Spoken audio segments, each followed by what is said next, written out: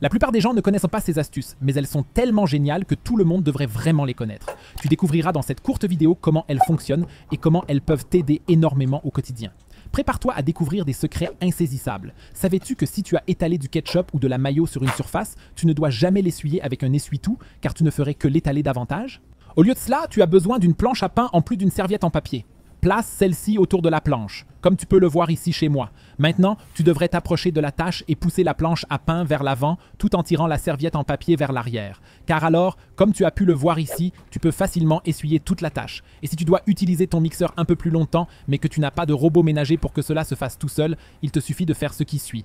Prends ta grille de four et fixe le mixeur dessus, comme tu peux le voir ici chez moi, c'est-à-dire que les barreaux passent par le bas. Car maintenant, il te suffit d'allumer le robot et tu as un robot de cuisine fait maison. Le mixeur tourne tout seul et tu n'as plus besoin de le tenir. Et as-tu déjà eu le problème que lorsque tu utilisais un tel pinceau à pâtisserie, tu as tout simplement projeté l'huile partout parce que les poils sont tout simplement trop longs? L'astuce secrète pour y remédier est de couper les poils. Prends donc des ciseaux et coupe-les au moins de moitié. Car dans la plupart des cas, ils sont beaucoup trop longs. Et ce faisant, tu veilles plutôt à ce que l'huile soit vraiment répartie partout. Maintenant que tu l'as raccourci, tu peux constater que tu peux toujours bien répartir l'huile, mais qu'elle ne gicle plus sauvagement dans la pièce. Et c'est une astuce incroyable que j'utilise désormais à chaque fois. Car si tu veux ouvrir un tel bocal, tu sais aussi qu'il est relativement lourd. Tout ce dont tu as besoin pour l'ouvrir, c'est d'un peu de film alimentaire. Il suffit d'en déchirer un morceau, de l'enrouler autour du couvercle et d'ouvrir le bocal. Tu auras ainsi beaucoup plus de prise. Tu ne glisseras plus et tu pourras l'ouvrir plus facilement, même si tu n'as pas beaucoup de force. Si tu as fait revenir quelque chose dans ta poêle et qu'il reste de l'huile, que dois-tu en faire? Bien sûr, tu ne devrais jamais la jeter dans ton évier. Voici ce que tu peux faire à la place. Retire le bouchon de l'évier, attrape du papier aluminium et enfonce-le dans ton évier. Veille à ce qu'il ne soit pas cassé. Car maintenant, tu peux simplement y verser l'huile chaude après la cuisson. Attends que le tout refroidisse. Ensuite, tu prends le carton du papier d'aluminium, tu l'enlèves les embouts pour qu'ils soient vraiment complètement fermés. Et tu peux maintenant jeter le tout. Si tu as un tel emballage en carton, par exemple pour des céréales, des pâtes ou autre chose, tu connais aussi le problème. Une fois que tu l'as ouvert, il est toujours ouvert d'une manière ou d'une autre. Certains emballages ont encore des dispositifs qui te permettent de les fermer un peu, mais ceux-ci ne tiennent généralement pas bien non plus. Mais il existe une astuce géniale pour cela.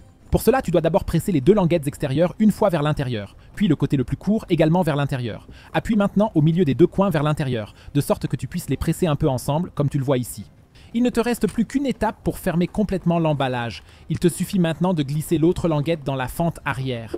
Tu peux maintenant refermer le tout et comme tu peux le voir, il est alors vraiment complètement fermé.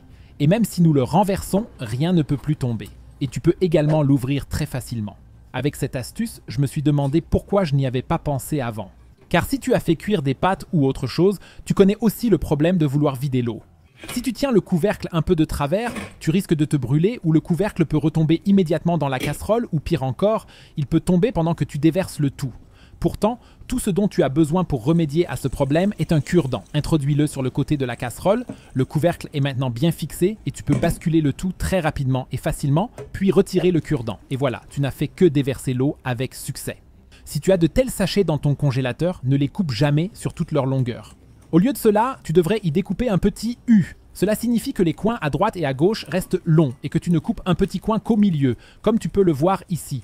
Maintenant, tu peux prendre quelque chose dans le sac et ensuite saisir les deux coins et faire un nœud très facilement et rapidement. Ainsi, il est vraiment solide comme un roc dans l'emballage. Et même si tu le retournes, rien ne peut tomber et tu peux le conserver sans problème dans ton congélateur. Avec cette astuce, je n'en revenais pas de la simplicité de son fonctionnement. Quand tu reçois de la nourriture dans de tels sacs, tu les déchires toujours complètement parce que tu n'arrives pas à défaire le nœud. Il existe pourtant une méthode vraiment géniale et très simple pour cela. Il suffit d'enrouler ces deux rubans bien serrés, comme tu peux le voir ici. Tu peux maintenant les presser vers l'intérieur en direction du nœud, ce qui te permet de défaire le nœud très rapidement et facilement, comme tu peux le voir ici. Tu n'as plus qu'à le faire glisser, à le défaire une fois et tu as déjà ouvert le sac en quelques secondes. Tu n'as pas besoin de le déchirer et tu peux même continuer à l'utiliser après. Mais cette astuce incroyable change vraiment tout. Pour cela, tu dois prendre un morceau d'essuie-tout, le déchirer et le poser sur ta cuisinière. Mais attention, tu vas recevoir une information importante à ce sujet. Il suffit de poser le tout sur la cuisinière, de placer ta casserole ou ta poêle par-dessus, d'allumer la cuisinière et de faire cuire ce que tu veux. L'avantage, c'est que ta cuisinière ne sera plus jamais sale. Mais attention, cela ne fonctionne que si tu as une cuisinière à induction. Car ici, la plaque de cuisson elle-même ne chauffe pas. Ainsi, l'essuie-tout ne risque pas de prendre feu.